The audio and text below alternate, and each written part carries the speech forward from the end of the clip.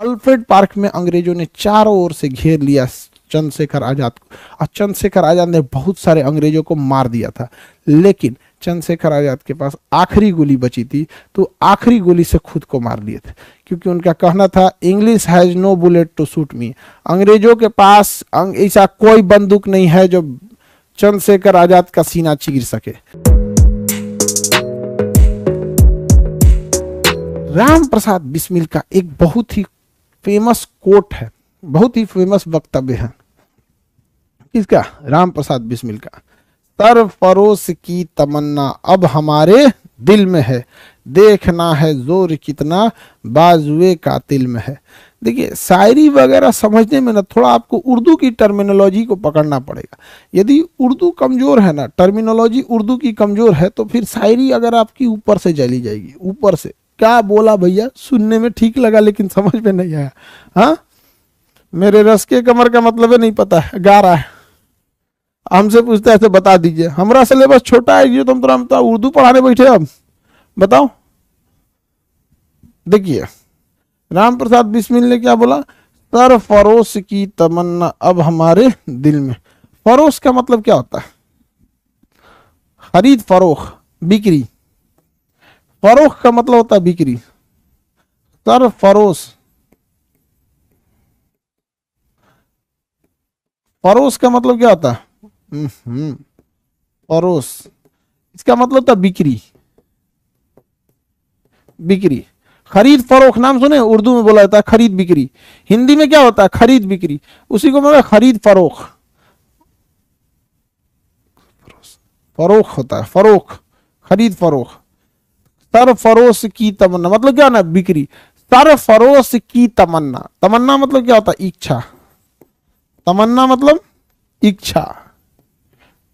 उर्दू में, हिंदी में कहते हैं इच्छा, उर्दू में कहते हैं तमन्ना। समझ में आ गया कि नहीं आ गया? तो सरफरोश की तमन्ना, सर मतलब होता खोपड़िया, फरोश मतलब होता बेचना।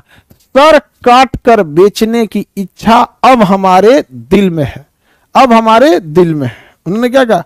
सरफरोश की तमन्ना अब हमारे दिल में, मतलब सर काट कर अब बेचने की तमन्ना अब हमारे दिल में है। देखना है जोर कितना, जोर मतलब ताकत, बाजू मतलब हाथ, कातिल मतलब काटने वाले का। देखना है जोर कितना बाजुए कातिल में है, कि हम तो अपना सर काट के बेचने को तैयार हैं।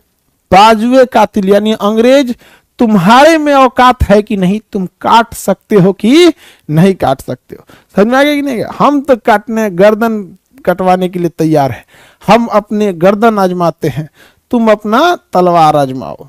समझ में आ गया कि नहीं आ गया? सरफरोश की तमन्ना अब हमारे दिल में है, देखना है जोर कितना बाजुए कातिल में है। भगत सिंह, किसने बोला था? राम प्रसाद बिस्मिल, राम प्रसाद बिस्मिल। ये सब के सब एकदम गरम दल वाले, एकदम भयानक, मार धार, अंग्रेजों को उड़ा डालना, एकदम खतरनाक।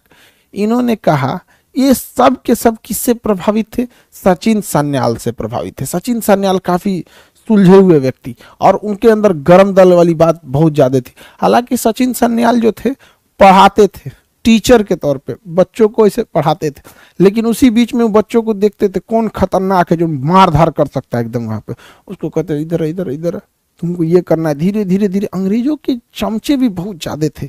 भारत में आप देखिएगा ना, आपके घर में ऐसे ऐसे लोग मिलेंगे, इधर का बात उधर कर देंगे। आप देश तो बहुत बड़ी चीज हो जाती है। परिवार में लोग मिलते हैं, तनी सा बात कहिएगा तो इधर का बात उधर कर देगा। एक से एक होते हैं सब रिश्तेदार में, देखिएगा एगो कोनो को बात कह दीजिएगा तो पाट के रद्द कर देगा इनने से उनने बात। तो इन लोग को ये भी डर था कि अंग्रेजों को पता ना चल जाए, और इन्होंने क्या किया? 9 अगस्त 1925 को एक ट्रेन लूट लिया। वो ट्रेन लखनऊ जा रही थी सहारनपुर से। सहारनपुर उत्तर प्रदेश का एक जगह है, सहारनपुर। सहारनपुर से वो ट्रेन जा रही थी, कहाँ के लिए जा रही थी? लखनऊ के लिए। कहाँ के लिए जा रहे? लखनऊ के लिए जा रही थी। बीच में एक जगह आता है काकोरी, बीच में जगह आता है काकोरी, कानपुर के पास है काकोरी। काकोरी के पास ट्रेन जो थी, वहां पर आगे ट्रेन के आगे पेड़ और काट के गिरा दिया गया, सिग्नल बदल दिया। सिग्नल को क्या किया? पहले उस समय सिग्नल नहीं था, आदमी ऐसे सिग्नल दिखाता था, ग्रीन है तो रेड है, ऐसे सिग्नल दिखा रहा है, जाओ जाओ जाओ, सिग्नल में बदल दिया। ट्रेन रुक गई, और ट्रेन रुक के इस सब लोग उसमें घुस गए।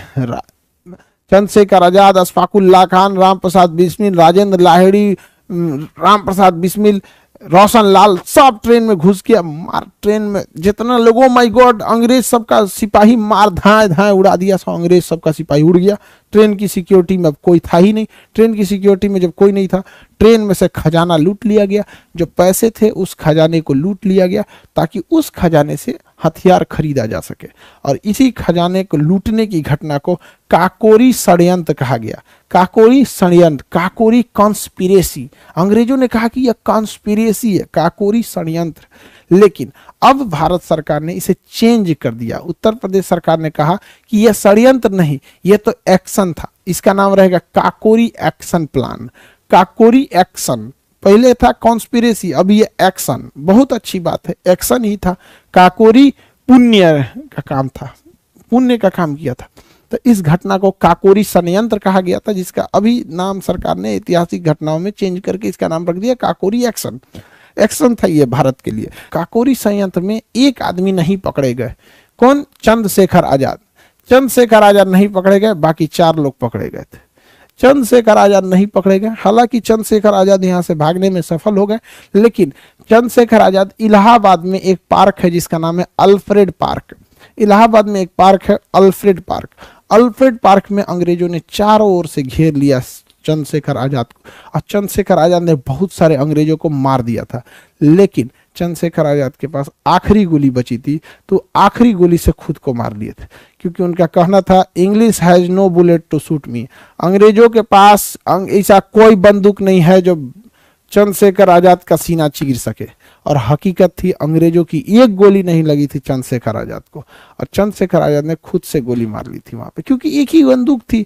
वो अंग्रेज क्या करते थे समझिए, किसी भारतीयों को पकड़ते थे, क्रांतिकारी को, इतनी बुरी सजा देते थे, हाथ पर बांध के पूरा शहर में घुमाते थे ताकि बाकियों का दिल दहल जाए। तो चंद्रशेखर आजाद ने खुद ही को मार लिया, और कहा भी था English has no bullet to shoot me, अंग्रेजों के पास ऐसी कोई गोली नहीं जो मेरा सीना चीर सके। हालांकि बाकी लोग जो पकड़े गए थे, अशफाकुल्ला खान, इन लोगों को फांसी दे दिया गया था। फांसी पर चढ़ने वाले पहले मुस्लिम क्रांतिकारी अशफाकुल्ला खान थे।